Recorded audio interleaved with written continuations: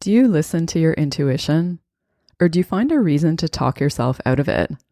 In this episode, we'll cover 3 reasons you've been ignoring your inner wisdom so that you can catch yourself the next time you're doing one of these. You're listening to Pure Light, where we explore how to become the highest version of yourself so that you feel worthy of your craziest dreams and confident in your power to make them happen. My name is Ailey. I'm a coach and a Kundalini yoga and meditation teacher, and this is episode 49. Your intuition is your superpower, whether you think you're intuitive or not. So if you're sitting there listening and thinking, I'm not intuitive, I hear you because I used to believe that myself. You're probably more intuitive than you give yourself credit for. And it's possible that you've been talking yourself out of listening to your inner wisdom.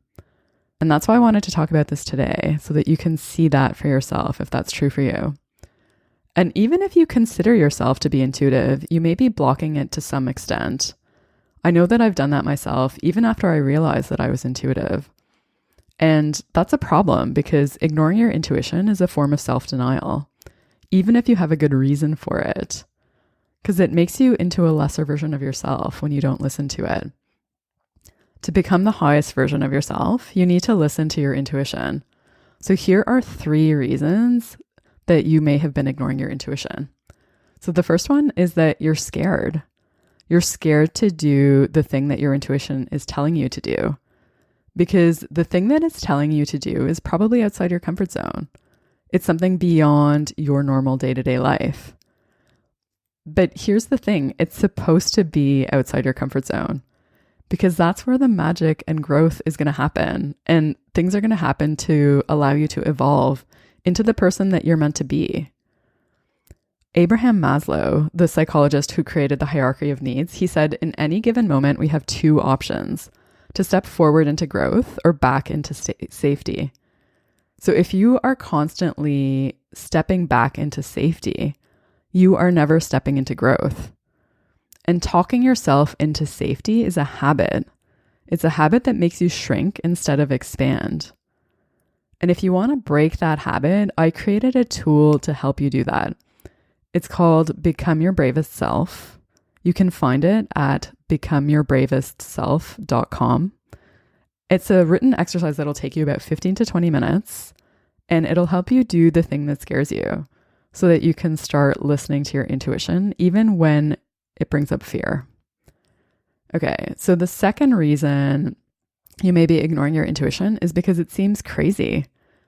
So it doesn't make sense. It's not logical. It defies conventional wisdom. It seems irresponsible. And maybe it even seems like you're setting yourself up for failure in a way.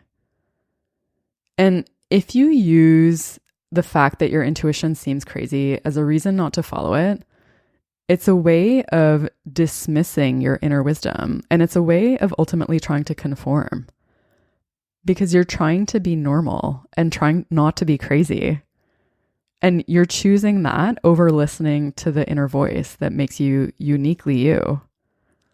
And this one has probably been the biggest challenge for me. I know for a very long time, I would always ask my sister, do you think I'm crazy? And then we would have that conversation about, should I do this thing or should I not? And I actually wrote something about this that may be useful if this reason is a challenge for you. So I'll put that in the show notes, which you can find at purelightpodcast.com under episode 49. And I remember feeling this way too, actually, when I felt called to do Kundalini yoga teacher training, because it didn't make sense for me to sign up for it at the time that I did. Like it's a big investment in terms of time, money, and energy. And I didn't have a lot of any of those at that time. And it would have been really easy for me to talk myself out of it and be like, oh, this doesn't make sense. But I think ultimately Kundalini helped me in a lot of ways, because it helped with healing and it helped me move forward. And I didn't see how that was possible before I signed up, but it was one of those things where I just had to trust and do it and then see what happens. And, discover later that it really was the right choice, even though it seemed crazy. Okay. And then the third reason you might be ignoring your intuition is because you can't see the full path. So you dismiss it because it isn't a plan that takes you from exactly where you are to the end point of where you want to be. But that's how intuition works.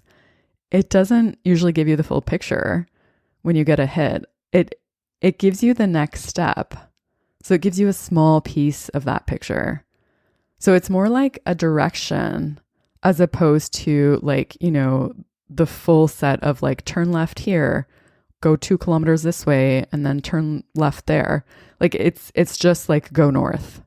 It's giving you that one little piece as opposed to the full step-by-step thing.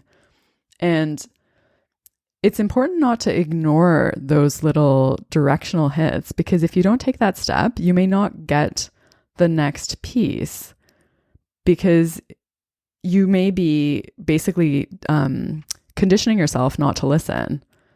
And it's funny how that happens. Like the mind can really get in the way because it'll rationalize why you shouldn't take that step, because it sees all the things that can go wrong. And it's scared of losing what you have. And so it wants to hold on to what you have, even if there's something better just a couple steps away. And I know it's easy to focus on, what we might lose when we take the step, especially when it's something that seems crazy and something that scares us. But there's another way to look at it too, because you can either lose out on, whatever that thing that you're scared of losing is, or you can lose out on the bigger picture of following your true path. And when you look at it that way, what would you rather choose? And there's a great Martin Luther King quote that can help with this one if this is a struggle for you. Take the first step in faith. You don't have to see the whole staircase. Just take the first step. Your intuition is the voice of your soul.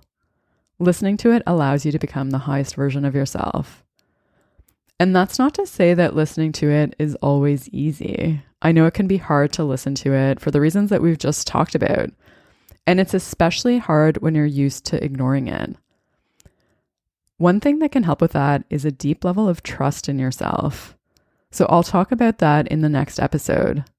To make sure you don't miss it, subscribe wherever you listen to podcasts. Thank you so much for listening. Until next time, may you be guided by your light.